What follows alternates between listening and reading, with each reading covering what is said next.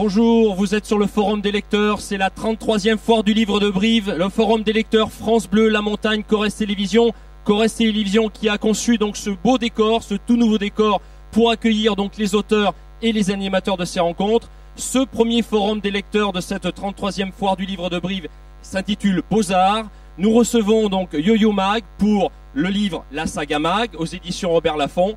Nous attendons également Jean-Jacques Breton pour son livre Le Faux dans l'art chez Hugo et compagnie. Ce premier forum est animé par Karine Papillot. Merci Pascal, bonjour à tous, bonjour Yo-Yo Mag, merci d'être venu, vous êtes arrivé par le train, je crois aussi que Jean-Jacques Breton, et le premier plateau est toujours un peu compliqué avec la SNCF, enfin bref, il a installé ses valises. Donc on a un grand plaisir vraiment à vous recevoir pour ce livre qui est comme un roman, mais qui raconte l'histoire de votre famille, la saga Mag, publiée chez Robert Laffont. C'est aussi un hommage au travail de votre grand-père, dont on fête aujourd'hui, enfin pas aujourd'hui, cette année, les 50 ans de la Fondation Mag. Alors vous revenez sur le parcours d'une famille qui commence par celui d'un couple. C'est pas vraiment le parcours d'un homme, Aimé Mag, c'est celui d'un couple, Aimé Mag et Marguerite Mag. Comment la saga a commencé ? Oui, alors effectivement, cette année, on célèbre les 50 ans de la Fondation Marguerite et Aimé Mag à Saint-Paul-de-Vence, qui est leur création. Mes grands-parents se sont rencontrés juste avant la Première Guerre mondiale. Mon grand-père était un orphelin de la Première Guerre mondiale. Et tout de suite, deux personnes extrêmement opposées se sont trouvées, non pas des affinités, mais des challenges communs. Ils ont eu envie de s'éblouir l'un l'autre. Mon grand-père, tout de suite, a été passionné par les surréalistes, par le mouvement des surréalistes, aussi bien dans la littérature que dans la peinture. Et il a effectivement commencé très modestement comme un ouvrier lithographe. Et il a ouvert une petite imprimerie à Cannes. Tout ça se passe sur la Côte d'Azur. Puis il monte à Paris parce que toute la vie de mes grands-parents est jalonnée de rencontres absolument exceptionnelles. Papy rencontre Pierre Bonnard, l'immense artiste qui était déjà connu comme un immense artiste, à Cannes, puisque Bonnard habitait au Canet, juste au-dessus de Cannes. Et là, une amitié extraordinaire se lie entre les deux. Ils avaient 40 ans d'écart. Et Bonnard devient presque un protecteur pour mon grand-père, mais également un agitateur, un incitateur à faire mieux. D'autant que ce qui étonne Bonnard, c'est la qualité de travail de votre grand-père. C'est d'abord une amitié, une profonde estime professionnelle qui les lie. Oui, parce que Papy avait une chose fantastique, c'est que, d'accord, c'était un homme de la réflexion, de la pensée, de l'analyse, de l'audace, bien sûr, c'est le mot qui lui convient le mieux, mais c'était surtout un travailleur acharné, un homme de perfection. Quand il a été boursier à Nîmes pour faire ses études, il a eu ses bourses en tant que pupille de la nation parce qu'il était toujours premier à l'école, toujours premier dans ses études. Et c'est même comme ça qu'il a pu imposer de devenir non pas un ingénieur, comme c'était plutôt, on l'orientait, mais un graveur lithographe, un dessinateur lithographe. C'est-à-dire son travail lui offrait la liberté. Donc tout commence avec Bonnard à Cannes, et puis la première galerie ouvre en 1945 avec une exposition de Matisse en ouverture. Ça claque un peu quand même. Oui, c'est quand même, voilà des parrains extraordinaires. Matisse habitait sur les hauteurs de Vence, derrière Nice, et a accueilli, ou en tout cas a permis à mon grand-père de trouver une maison voisine de la sienne, au moment où Papy a fui Cannes avec ma grand-mère et ses deux enfants, parce que Jean Moulin, l'extraordinaire résistant, venait d'être arrêté, et Papy avait ouvert avec Jean Moulin une galerie d'art à Nice, ce qui est très peu connu. Jean Moulin était un peintre exceptionnel et un grand collectionneur, et Papy se servait de son imprimerie, évidemment, pour faire des papiers pour la Résistance, pour imprimer des cartes pour la Résistance. Et donc c'est Bonnard qui est venu prévenir mon grand-père de fuir Cannes immédiatement, et c'est Matisse qui leur a trouvé une maison voisine de la sienne, dans l'arrière-pays. Et Matisse est tombé vraiment sous le charme de ma grand-mère, méditerranéenne, pétillante, merveilleuse, dont il a fait beaucoup de portraits. Il a fait 27 portraits de ma grand-mère. Et quand Bonnard et Papy ont décidé d'ouvrir une galerie à Paris, Matisse s'est proposé pour faire l'exposition inaugurale. Donc voilà deux parrains exceptionnels. Alors je voudrais qu'on parle de votre grand-mère, mais juste quand même une dernière chose, et ce ne sera pas la dernière sur votre grand-père. Il a eu un comportement extrêmement courageux pendant la guerre. Vous en parlez, vous ne dites pas le mot résistant, non. Mais il a pris des risques quand même assez importants. Lui n'a jamais considéré qu'il avait été courageux. Il considérait qu'il avait fait ce qu'il avait à faire. Alors effectivement, en même temps, est-ce que c'est sa passion pour les œuvres d'art, sa passion pour les collectionneurs qui l'a poussé? Effectivement, comme lui était un gars du Nord, il avait des papiers pour franchir la ligne de démarcation entre la zone occupée et la zone libre. Donc il partait de Cannes en train, il montait à Paris, il allait chez des collectionneurs qui, eux, avaient fui la capitale, qui lui avaient confié les clés de leurs appartements.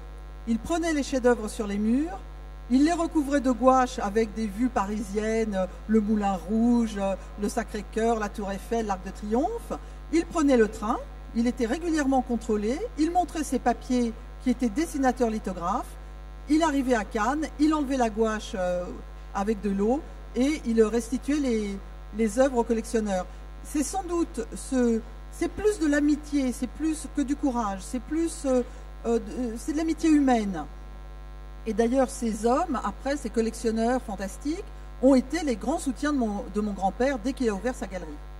Alors, votre grand-mère a dit « Ma vie s'est faite grâce à 3 hommes, Aimé, donc votre grand-père, Malraux et Giacometti ». Expliquez-nous un peu le rôle qu'a joué cette triade dans la vie de votre grand-mère. Oui, mamie a aimé un seul homme. Incontestablement, l'homme de sa vie a été mon grand-père. Mais les 2 esprits les plus merveilleux pour elle, c'était André Malraux, qui était très proche de mon grand-père, les mêmes initiales, le même parcours. Ils ont perdu un fils également tous les deux, quoi, vraiment quelque chose de très similaire. Et c'est André Malraux d'ailleurs qui inaugure la fondation il y a 50 ans. En fait, mamie trouvait chez eux la parfaite connaissance historique, mais tout le temps contestée par leur audace, eux également, et surtout par leur volonté d'innover, mais avec une connaissance, alors l'un pour l'histoire de l'art, l'autre pour l'histoire des civilisations ou de la littérature, bien sûr, mais voilà, c'était des hommes de savoir qui étaient capables, grâce à ce savoir, d'inventer quelque chose de totalement novateur. Ils n'étaient pas dans la conservation, ils étaient dans la création. Faisons un point sur l'écriture, parce que vous avez entrepris de raconter l'histoire de votre famille, et c'est pas si simple, parce que des gens que vous aimez, vous en faites aussi des personnages le plus réel possible, ça bien sûr, mais il y a un exercice de distance qui doit se faire. Comment avez-vous entrepris ce rapport de distanciation? Est-ce que vous l'avez vécu comme tel? Comment est-ce qu'on raconte l'histoire des siens, surtout quand elle a été aussi romanesque? Alors, jusqu'à maintenant, j'avais fait d'autres livres où je racontais, on va dire, sur un côté plus historien de l'art, l'histoire de ma famille ou de mes grands-parents, des expositions, un film pour la chaîne Arte, et je ne m'étais jamais placée comme témoin ou comme mémoire. Et en fait, à un moment, je me suis dit, il va peut-être falloir aussi que je transmette ce que l'on m'a transmis. Et pas seulement que j'écrive d'une façon très factuelle, sans émotion. Et je me suis dit, comment est-ce que je voyais mon grand-père, ma grand-mère, les artistes, quand j'étais petite? Et finalement, ce livre, cette histoire, je l'ai racontée à travers mon regard. Et c'est mon regard de petite fille. C'est comment quand je raconte les vernissages, aussi bien à la galerie qu'à la fondation, que dans d'autres musées.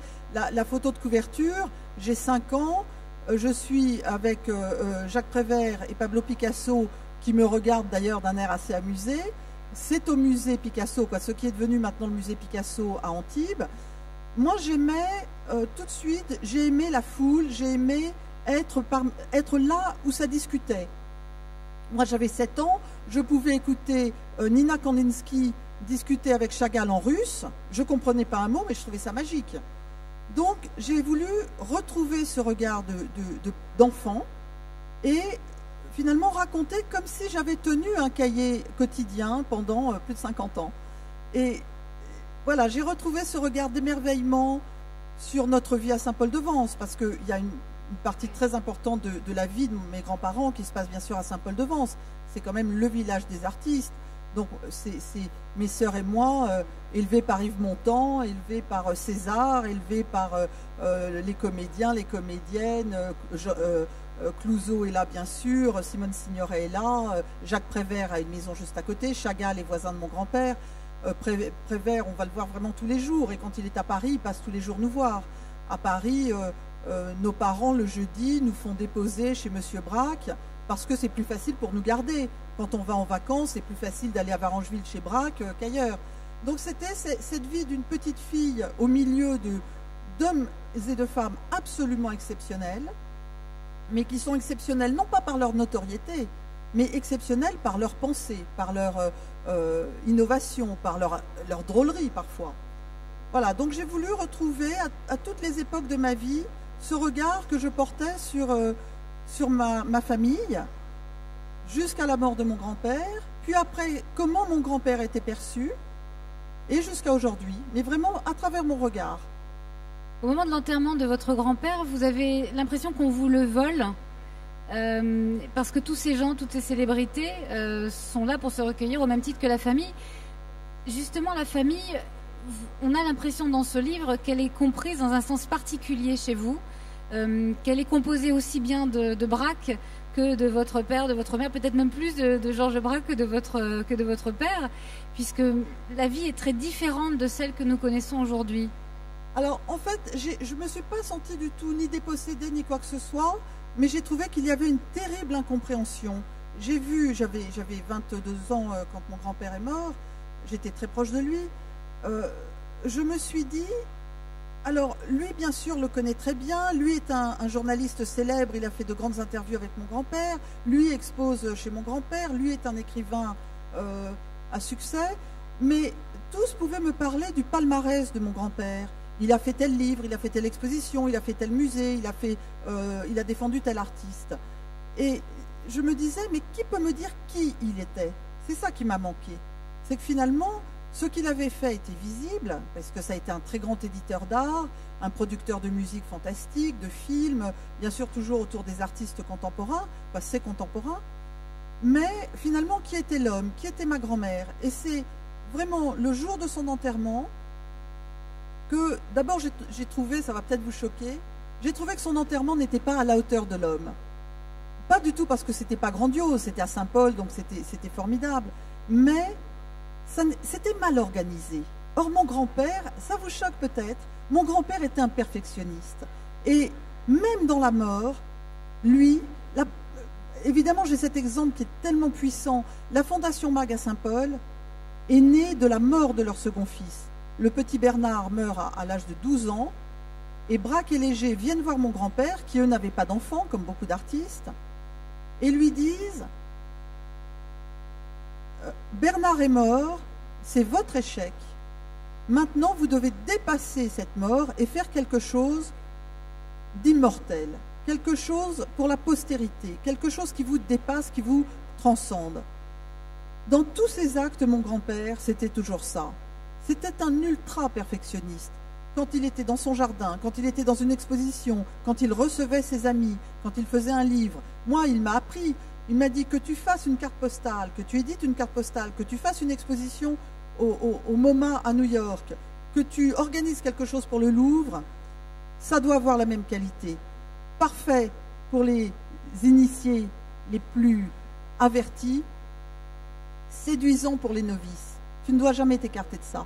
Alors, si je reviens à l'enterrement de mon grand-père, je me disais, même ça n'est déjà, quelques jours après sa mort, déjà, on oublie ce qu'il était, puisqu'on n'aurait pas dû faire comme ça. Donc, j'ai eu une sorte de rage en me disant, eh bien maintenant, je vais partir à la recherche, non pas de ce qu'il a fait, mais de qui il était. Vous avez été très nourri par ce décor. C'est drôle quand on lit ce livre, qu'on lit d'ailleurs comme un vrai roman, un roman dont on connaîtrait déjà tous les personnages. mais qu'on n'a jamais eu l'occasion de voir dans ces situations très, très privées et qui pour vous sont extrêmement anodines. Elles sont anodines effectivement parce que ce sont des situations du quotidien, mais ce que je voulais, moi je me rends compte de ce que c'est que d'être élevé par Miro ou par Prévert ou par Chagall. C'est tout ce qu'ils font, ils le font aussi bien que leurs œuvres, avec un œil aussi exigeant, aussi créatif. Et je me suis dit, j'ai toujours dit quelle chance j'ai eue, quelle chance, quelle merveille. Imaginez être avec Miro, j'en parle à un moment, dans une volière avec des oiseaux. Vous êtes déjà dans une dimension tout autre. Toute l'œuvre de Miro est basée sur une grande partie de l'œuvre de Miro est basée sur les oiseaux. Je mets un moment une photo de mon grand-père dans la Biennale de Venise avec Georges Braque qui lui montre un tableau de Van Gogh. Imaginez avoir Georges Braque comme guide dans un musée. C'est absolument l'idée, ça dépasse toute histoire de l'art. Et je me suis dit, au lieu de faire étalage de ça, eh bien, je voulais que les autres, mes amis, mes enfants, les lecteurs, viennent s'asseoir avec moi sur les genoux de Miro. C'est-à-dire que j'arrive à avoir cette tendresse, cette proximité, où finalement chacun peut se retrouver dans mon regard. C'est vraiment, venez avec moi chez Miro. Alors vous n'avez pas appris l'histoire de l'art puisque vous avez été élevé par l'histoire de l'art. Quel regard portez-vous sur l'art aujourd'hui, sur l'arrivée aussi des années 80 qui ont un peu modifié le marché de l'art, s'est densifié, s'est accéléré, me semble-t-il, sous votre contrôle. Quel regard portez-vous sur toutes les années de la Fondation MAG et l'art contemporain? Alors, bien sûr que le monde de l'art s'est énormément modifié. Sur le XXe siècle, il y a eu 5000 musées qui se sont ouverts à travers le monde. 5000 musées d'art moderne et d'art contemporain. D'ici 3 ans, 9000 musées vont s'ouvrir à travers le monde. Donc bien sûr que l'offre est considérable. Moi, j'ai commencé à travailler en Chine au début des années 80, quand j'étais obligée à l'époque d'être avec un traducteur qui ne me lâchait pas, qui m'accompagnait jusqu'au seul hôtel qui recevait des Occidentaux, où le soir on était enfermé à clé. Donc j'ai vraiment vu la Chine d'un seul coup s'ouvrir à l'art, non seulement de leur pays, mais international. Donc l'offre est totalement différente. Je n'ai pas de nostalgie, je dis juste quelle époque formidable on vit parce qu'on est en pleine mutation. Il y avait, il y a 15 jours à Paris, la FIAC et toutes les foires qui ont eu lieu en même temps, c'était quand même fantastique. On avait, si on aimait la peinture, on pouvait aller à Élysée. Si on aimait l'art conceptuel, on allait plutôt à une jeune foire qui s'appelle IA. Donc c'est formidable. Là, on va avoir Paris Photo. Alors, est-ce que la seule chose peut-être qui me manque, en revanche, ce sont les communautés artistiques. Ce que je raconte dans mon livre, comment Miro arrive à Paris et comment ils se font dans la culture française. Tous les tableaux de Miro, par exemple, sont titrés en français. Au dos d'étoile de Miro, le titre est en français, alors qu'il est catalan, espagnol. Et en fait, il arrive à Paris et il rencontre Tristan Tzara. C'est un poète qui va l'amener à Prévert, qui va l'amener à un autre poète, qui va l'amener à un autre artiste. Évidemment qu'André Breton a un rôle très important, Marcel Duchamp est très important également. Alors, c'est cette communauté-là, également, aussi, qui était possible aussi parce que les moyens de communication étaient inexistants, donc ils devaient se voir. La ruche à Montparnasse était un bâtiment où tous les artistes cohabitaient, Chagall, etc. Montparnasse, c'était Léger, c'était Giacometti. Montmartre, c'était Picasso, c'était le bateau Lavoir. Donc ils se voyaient tout le temps, cinéastes, photographes. Les photos de Man Ray sont absolument fantastiques pendant toute cette époque. Cinéastes, photographes, écrivains, Chanel, qui était ami avec Pierre Reverdy, donc totalement dans l'univers de l'art. Sur ma page Facebook, où je publie beaucoup de documents, j'ai publié hier, je crois, ou avant-hier, une photo de mode de Chanel, où le décor derrière est fait par Alberto Giacometti. Donc il y avait cette communauté. Aujourd'hui, c'est vrai que ça n'existe plus, parce que comme la communication est facile, les artistes n'ont plus besoin de se réunir. C'est peut-être ça qui me manque. Et le public, est-ce que le public de l'art a changé? Il s'est élargi. Alors, c'est bien et c'est pas bien. Il y a les deux. Alors, il s'est élargi, mais peut-être en étant moins exigeant.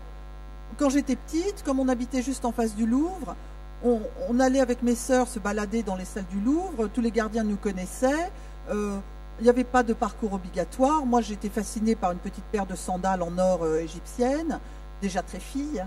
Ma sœur Florence était plus passionnée par un tableau de Chardin, Isabelle plus par les vases étrusques. Et voilà. Mais les gens qui étaient là, nous c'était différent, on était des petites gamines qui jouions dans le Louvre. Mais les gens qui étaient là étaient des gens qui avaient décidé de venir au Louvre pour vraiment comprendre l'histoire de l'art. Aujourd'hui, les gens font le Louvre, comme on fait Euro Disney, peut-être en perçoivent moins et peut-être polluent la vision des grands amateurs. Mais c'est pas mal aussi que tout le monde y ait accès. Le public a changé incontestablement. Vous êtes la petite fille d'un pionnier. Vers quoi vont aujourd'hui vos appétits d'esthète? Ah, moi, mes appétits, ils sont immenses tout le temps. Tout me passionne. Absolument tout me passionne. Les gens me disent, tu es passionné de théâtre. Je dis, non, je ne suis pas passionné de théâtre. Ce n'est pas parce que je vais 2 à 3 fois par mois au théâtre que je suis passionné de théâtre. Si la pièce est mauvaise, la salle m'intéresse. Aller au cinéma, le spectacle de la rue avant m'intéresse. Aller voir une exposition, tout, absolument tout me passionne. Bonjour, bienvenue. Voilà. Bonjour Jean-Jacques Breton, oui. Et donc, effectivement, la modernité me passionne, demain m'intéresse plus qu'hier, et on va dire un des secteurs dans lesquels j'aimerais intervenir, travailler et intervenir, c'est dans l'architecture, mais au plus près des architectes, en essayant de leur faire trouver une place au moins aussi importante que les grands peintres et les grands artistes du XXe siècle et XXIe siècle. L'autonomie des créateurs architectes. Alors on va vous suivre parce que ça vous ne pourrez pas rebondir sur ce que je vais dire là. Outre que le fait que ce livre est absolument passionnant, vous êtes une femme de grand talent et de grand cœur. Alors ce que vous dites et ce que vous éclairez sera forcément extrêmement intéressant. Je suis ravie en tout cas moi de vous avoir lu et de vous avoir découverte pour ça. À côté de vous, il y a quelqu'un que vous connaissez, dont vous avez d'ailleurs lu le livre, Jean-Jacques Breton, Le faux dans l'art. Bonjour. Bonjour. En effet, nous avons déjà eu l'occasion de nous croiser à Saint-Étienne il y a quelques jours. Et j'ai lu votre livre avec le plus grand intérêt et je le conseille vivement. Non, mais j'ai été à la fois ému par les conditions familiales. Chacun peut se dire ainsi que toute famille est pire que la sienne. Enfin, que chaque famille n'est pas fameuse, mais il y a des familles pires que les autres encore. Et surtout, il y a des anecdotes tout à fait passionnantes sur les différentes rencontres. Amusantes, émouvantes, c'est... non, mais j'y tenais parce que j'avoue que sans flagornerie aucune, il y a peu de livres qui m'ont autant plu cette année. Vraiment, voilà. Bon, maintenant on va parler de moi. Il y a effectivement tout un aspect. Voilà.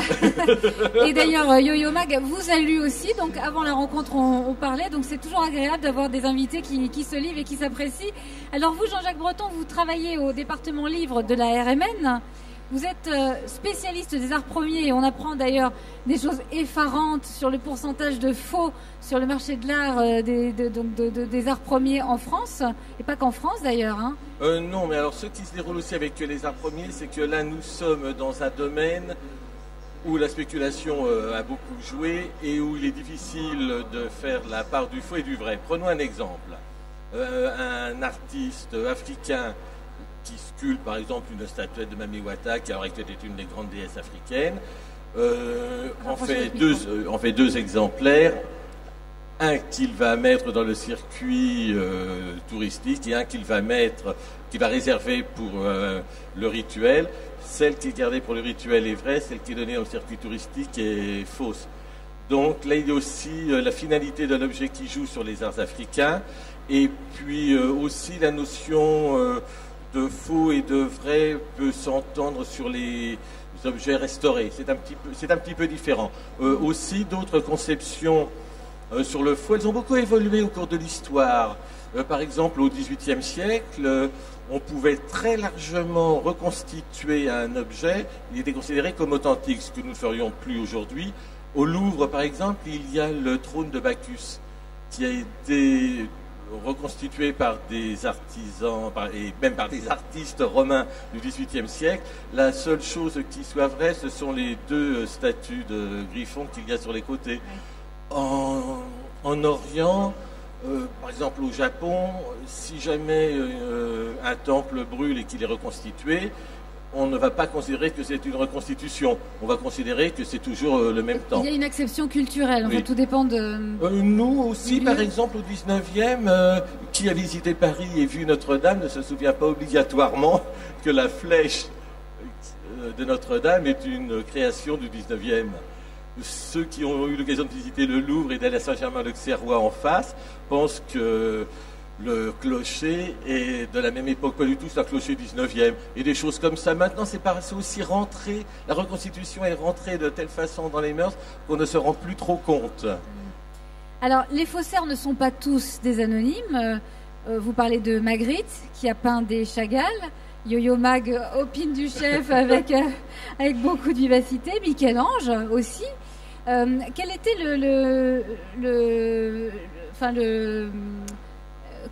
la motivation de ces artistes? Alors, il y a souvent chez les faussaires, une des grandes motivations, c'est tout de même de se dire que je peux duper un expert, qu'il y a toujours des gens qui se disent connaisseurs et qui n'y connaissent rien. C'est le plaisir de duper. Ouais. Aussi, à côté de cela, évidemment, l'appât du gain qui est manifeste. Bien sûr. Mais quand Magritte peint des Chagall, qu'est-ce qu'il recherche? Eh bien là, justement, c'était une très mauvaise période, donc c'était pour des raisons financières, d'après ce que l'on sait, oui, bien sûr. Oui. Alors ce qui est drôle, c'est qu'a priori, le travail d'un faussaire doit être secret, et doit surtout ne pas être découvert, et pourtant on a des faussaires qui sont devenus très célèbres. Vous en citez quelques-uns, d'ailleurs d'aujourd'hui, d'hier, Tom Keating, Lothar Malskat, Fernand Legros. Est-ce que c'est pas complètement paradoxal de reconnaître le faussaire aujourd'hui? Alors, il y a différentes sortes de faussaires. Là, dans les noms que vous avez cités, par exemple, Fernand Legros, lui, c'était un marchand. Il expliquait qu'il n'avait jamais touché un pinceau de sa vie. Ma femme dit que je suis de mauvaise foi, mais je vous assure que Fernand Legros, c'était pire. Non, là, ça relève de l'escroquerie. Ça fait sourire, mais il faut penser aussi que le faussaire, malgré tout, porte tort aux artistes. En revanche, Malskat, ça c'est intéressant. Il figure dans un roman qui s'appelle La Rate de Günter Grass. Vous allez bien trouver ici. Et c'est un des personnages. Tout simplement, Malskat, pour Grass, apparaît comme étant le symbole même de l'Allemagne, de la fausse Allemagne, qui était divisée, donc coupée en deux. Alors Malskat lui-même vient de Prusse. Il arrive donc en Allemagne, dit maintenant de l'Ouest, il arrive à Lübeck, où là il participe à une reconstitution. Et on ne sait pas trop si c'est lui qui a eu l'idée ou si jamais ça existait auparavant de la part d'un restaurateur. Il reconstitue des dindons dans une fresque censée dater du Moyen-Âge. On se dit obligatoirement, il va se faire prendre. Ce n'est pas possible, le dindon d'Amérique. Non, quand quelqu'un a été dupé, il s'enfonce.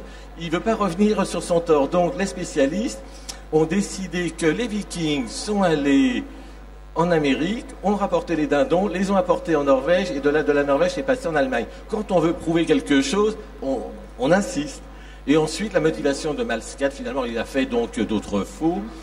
On lui a demandé, d'ailleurs, ça c'est un aparté, on lui a demandé, mais quand vous peignez comme ça devant tout le monde, vous vous êtes jamais fait prendre? Il avait dit non, pas du tout. En bas, je mettais défense d'entrée. Et en Allemagne, on respecte les défenses d'entrée. Juste, Jean-Jacques Breton, quand les faussaires sont apparus, avec l'art ou avec le marché de l'art?